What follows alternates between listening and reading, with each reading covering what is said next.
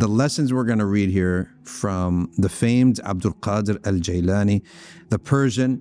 He is a 13th descendant of the Prophet sallallahu alaihi wasallam, came from Persia, and he famously earned, according to himself, a big rank just by obeying his mother. Very much like Uwais al-Qarni, his mother told him at a young age, I'm sending you off with one piece of advice: never lie. And think about it, if you're studying religion, it's transmission.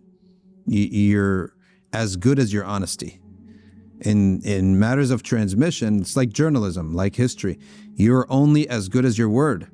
And so never lie. So immediately on the first, before he even arrived to Iraq, and the big city back then was Baghdad, he was surrounded by thieves on the way. And they said, do you have any money?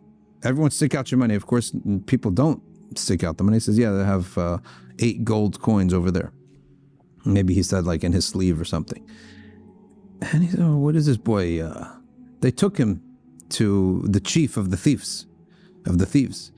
And ironically, it's funny in this story, the thief was fasting. So even some of the thieves back in the day had some deen. They said, what's with you telling us? You shouldn't do this. They're basically telling him this is too easy. He said, well, I promised my mother I would never lie. That thief actually made tawbah right then and there. Abdul Qadir Jilani, at the end of his life, he said, hundreds of thousands of people have made tawbah from my gatherings. And hundreds of people have entered Islam. Because remember, they were still on the outskirts, Christians, Jews, pagans. So we're going to learn a lot of lessons coming from Abdul Qadir Jilani, who was, they say, of average height, of a darker complexion, very thin. And the first thing he says is that students need to engage in riyadat al-nafs and fight desires. A couple months back, somebody said, how could shuyukh and scholars have scandals? It's very simple. If you study but you don't fight your ego, you can fall into sins. You can fall into a lot of calamities. You have to fight your ego. قال ابن النجار في تاريخه. All of this is coming from الذهبي. دخل الشيخ عبد القادر بغداد في سنة 88 و400. In the year 488, he entered Baghdad of the Hijrah. فتفقه على ابن عقيل. He studied with Ibn Aqil وأبي الخطاب والمخرمي وأبي الحسين ابن الفراء. He studied with all these scholars حتى أحكم الأصول والفروع والخلاف. So he knows the roots, the branches, and all the differences of opinion. وسمع الحديث وقرأ الأدب. He studied hadith, he studied literature. على أبي زكريا التبريزي. واشتغل بالوعظ. And he became a great orator. إلى أن برز فيه ثم لازم الخلوة. Even as a student, he would give speeches, and he was wonderful. But then his studying days wound down, and he decided to take khalwa. In other words, to leave everybody and just work on his nafs, on himself. Al-khalwa, wal-riyada, wal-mujahada, wal-siyaha, wal-maqam, fil-kharabi, wal-sahra. And khalwa, to be alone, to work on your sincerity, to build some spiritual relation with Allah subhanahu wa ta'ala with private ibadah, we mentioned earlier. And riyada is to go against your ego. Constantly going. Riyada today commonly just refers to sports, but an exercise. But what they mean here is a spiritual exercise, contradicting your ego. What does it mean? لا يؤمن أحدكم حتى يكون هواه تبعا لما جئت به. None of you truly believe until his ego, his nafs, his desires are in accordance with what I have brought. That means he does not desire what's unlawful. And he only desires what Allah has made lawful for him. And his love is what Allah obligated most. So how does that happen? That happens from constantly negating your ego, fasting a lot. This is what we call mujahada. And siyaha. Siyaha is to go from city to city to city to city. What's the point of that? To see the sights? No. To be unknown. To be somebody who nobody knows. If you're always in one city and everyone respects you, it's going to hurt your ego. It's not going to be good for someone's ego to be always respected. By going from city to city, and this is why celebrity is a disease. The people who are celebrities can never ever experience walking somewhere and not being known.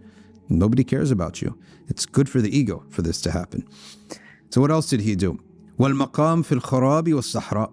He used to stay and he used to live in decrepit old abandoned homes, and in the middle of the desert. ثم إن الله أظهره للخلق. Then far time later, then Allah made him known to all people.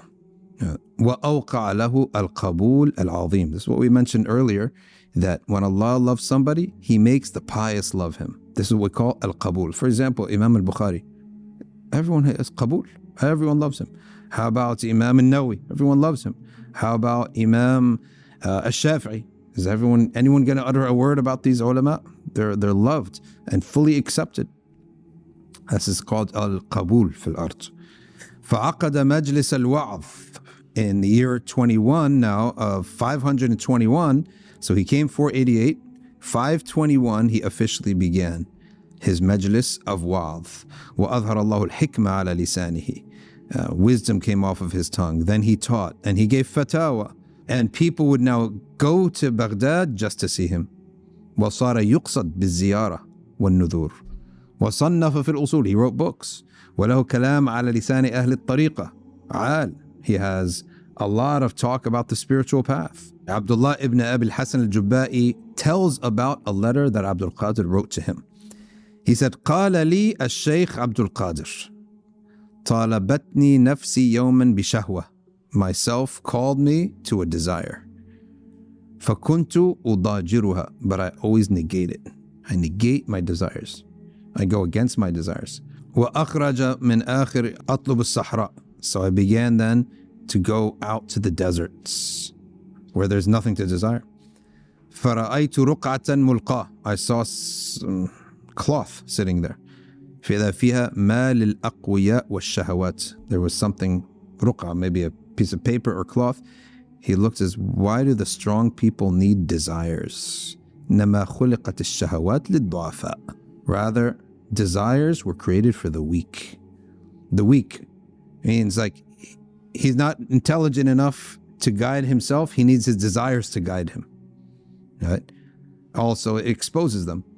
فخرجت الشهوة من قلبي. Immediately desires came out of my heart.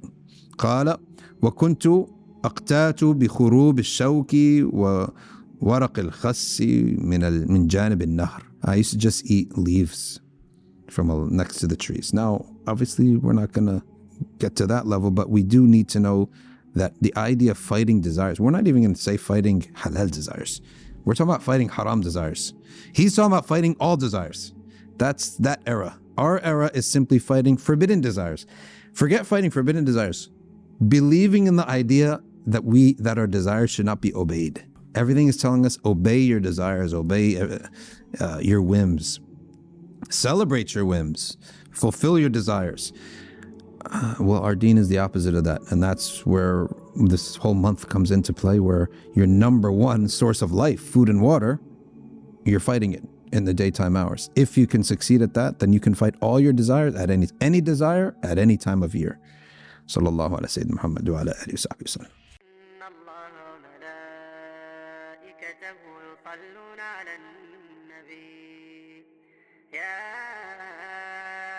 الذين آمنوا صلوا عليه وسلموا تسليما